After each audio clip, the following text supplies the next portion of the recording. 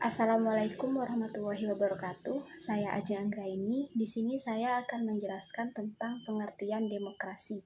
Demokrasi secara etimologis berasal dari bahasa Yunani yaitu demokratos yang dibagi dalam dua kata yaitu demos yang berarti rakyat dan kratos yang berarti pemerintahan.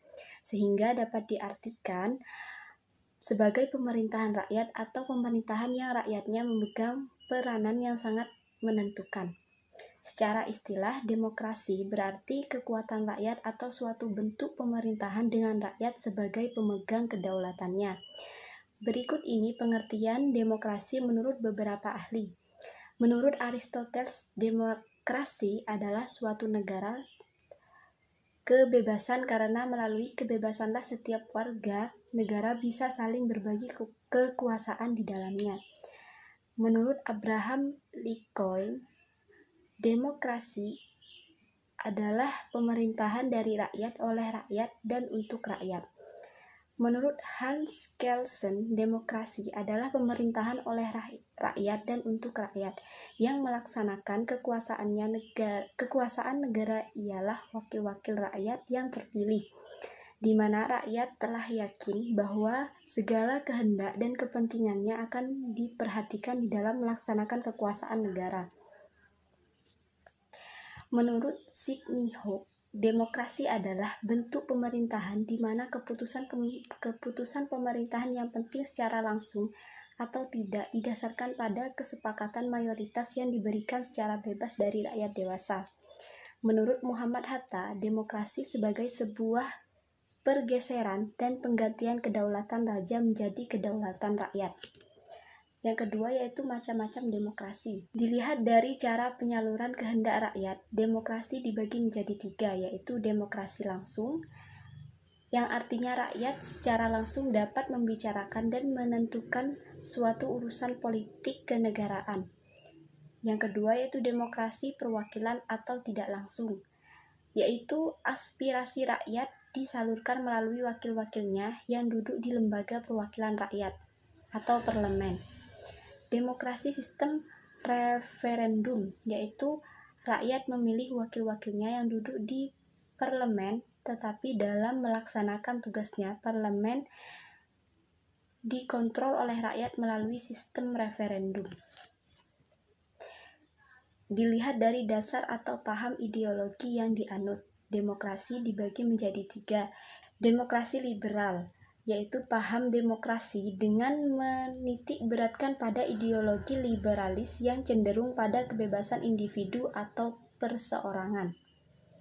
Demokrasi rakyat atau komunis, yaitu demokrasi yang cenderung kepada kepentingan umum dalam hal negara ini, sehingga hak-hak politik rakyat dan kepentingan perseorangan kurang diperhatikan. Yang ketiga yaitu demokrasi Pancasila, merupakan ciri khusus demokrasi yang tidak hanya mencakup bidang politik saja, melainkan juga bidang ekonomi, sosial, budaya, dan mewujudkan kesejahteraan rakyat.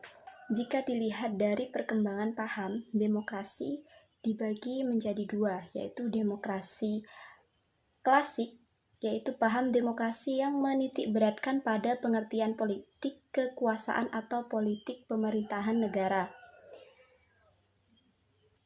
Yang kedua yaitu demokrasi modern, yaitu paham demokrasi yang tidak hanya mencakup bidang politik saja, melainkan juga bidang ekonomi, sosial, budaya, dan mewujudkan kesejahteraan rakyat. Jika dilihat dari hubungan antara pemerintahan dengan rakyat, demokrasi dibagi menjadi 5, yaitu demokrasi liberal, yaitu dalam demokrasi ini pemerintahan dibatasi oleh undang-undang dan pemilihan umum yang bebas diselenggarakan dalam waktu yang tetap. Yang kedua yaitu demokrasi terpimpin.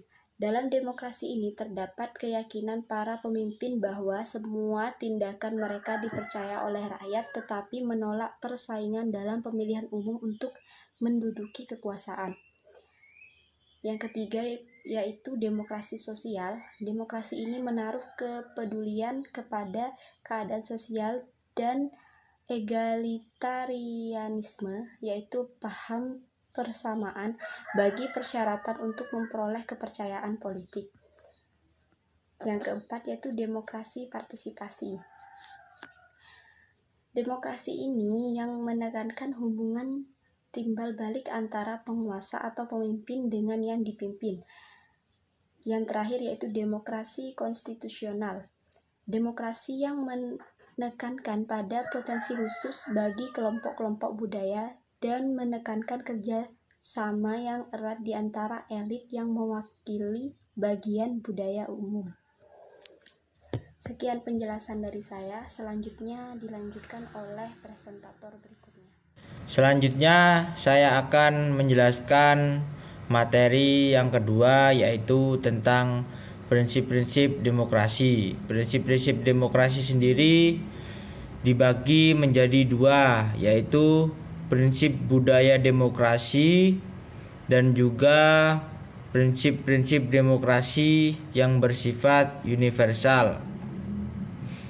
Prinsip budaya demokrasi sendiri dibagi menjadi 7, yaitu kebebasan, persamaan, solidaritas, toleransi, menghormati kejujuran, menghormati penalaran, dan yang terakhir yaitu keadaban.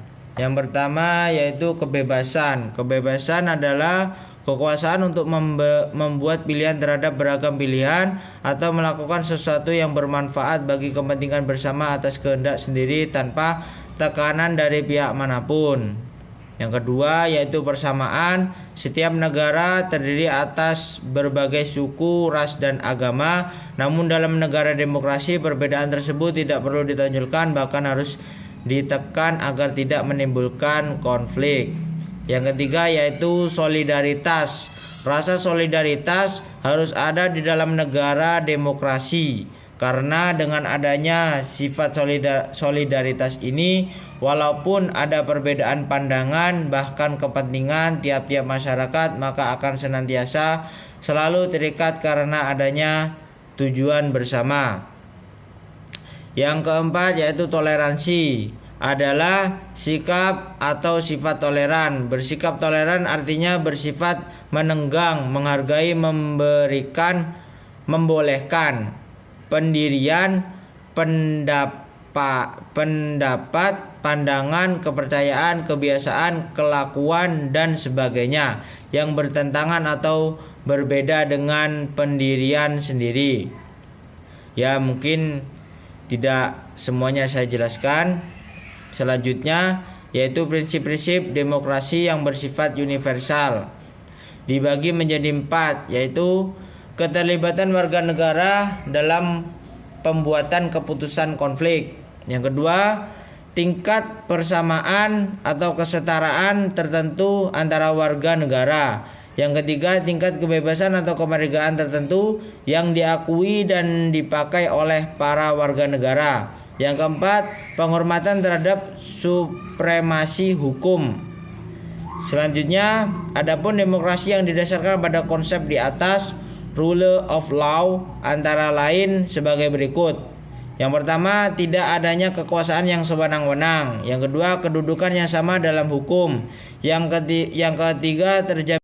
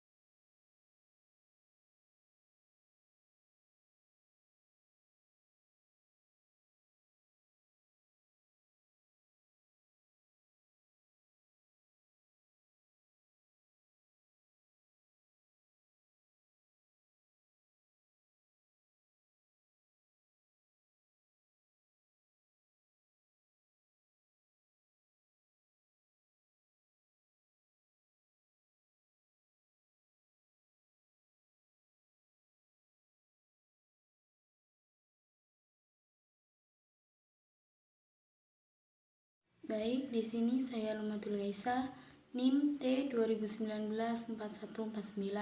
Di sini saya akan melanjutkan tentang proses perkembangan demokrasi di Indonesia. Jadi, pelaksanaan demokrasi pada masa revolusi pada tahun 1945 sampai 1950. Jadi di sini Indonesia masih berjuang menghadapi Belanda yang ingin kembali ke Indonesia. Pada saat pelaksanaan demokrasi belum berjalan dengan baik. Hal itu disebabkan oleh masih adanya revolusi fisik pada awal kemerdekaan. Masih terdapat sentralisasi kekuasaan. Hal itu terlihat pasal 4 Aturan Peralihan UUD 1945 yang berbunyi, sebelum MPR, DPR, dan DPA dibentuk menurut UUD ini segala kekuasaan yang dijalankan oleh Presiden dan dibantu oleh KNIP untuk menghindari kesan bahwa negara Indonesia adalah negara yang absolut. Pemerintah mengeluarkan 1. Maklumat Wakil Presiden nomor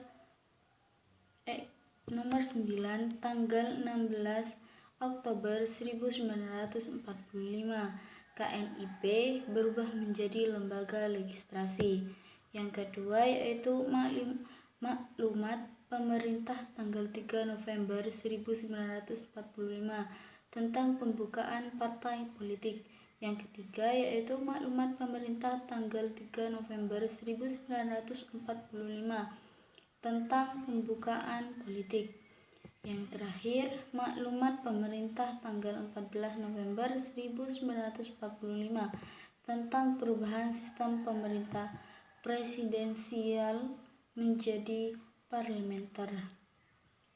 Selanjutnya yaitu pelaksanaan demokrasi pada masa Orde Lama. Masa demokrasi liberal pada tahun 1950 sampai 1959. Masa demokrasi liberal yang parlementer, presiden sebagai lambang atau berkedudukan sebagai kepala negara, bukan kepala eksklusif. Namun demikian praktek demokrasi pada masa ini dunia gagal disebabkan dominannya partai politik, landasan sosial ekonomi yang masih lemah, tidak mempunyai konstituante bersidang untuk mengganti UUD 1950. Lanjut, masa demokrasi terpimpin 1959 sampai 1966. Demokrasi terpimpin menurut TAP MPRS nomor 8 atau MPRS 1965 adalah kerakyatan yang dipimpin oleh hikmat kebijaksanaan dalam permusyawaratan dan perwakilan yang berintikan musyawarah untuk mufakat secara gotong royong di antara semua kekuatan nasional yang progresif revolusioner dengan berporoskan naskah dengan ciri 1. Dominasi presiden. 2. Terbatasnya peran partai politik. Yang selanjutnya yaitu pelaksanaan demokrasi Orde Baru pada 1966 sampai 1998. Pelaksanaan demokrasi Orde Baru ditandai dengan keluarnya surat pemerintah 11 Maret 1966. Orde Baru bertekad akan melaksanakan Pancasila dan UUD 1945 secara murni dan konsekuen. Awal Orde Baru memberi harapan baru pada rakyat membangun di segala bidang melalui pelita. Berhasil menyelenggarakan pemilihan umum tahun 1971, 1977,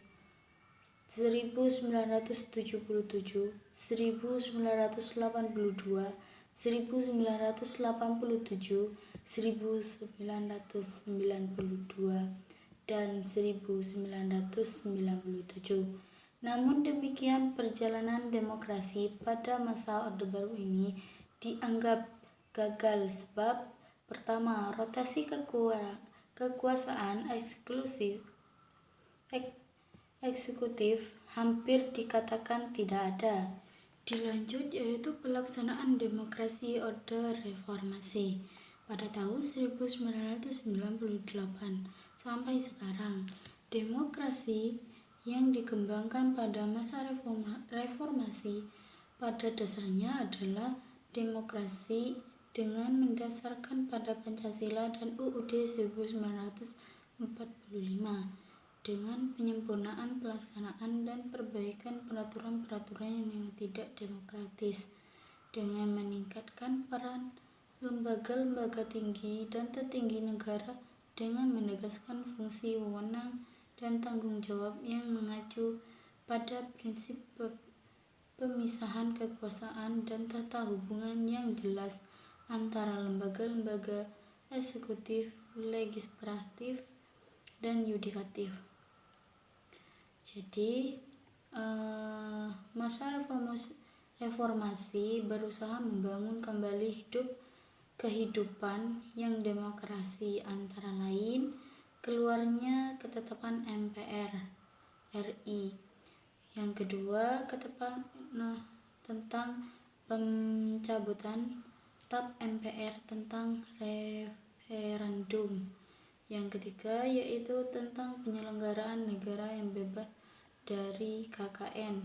Yang keempat yaitu tentang pembatasan masa jabatan presiden dan wakil presiden. Yang kelima yaitu amandemen UUD 1945 sudah sampai amandemen 1, 2, 3, sampai 4 dan masih banyak yang lainnya. Cukup sekian. Wassalamualaikum warahmatullahi wabarakatuh.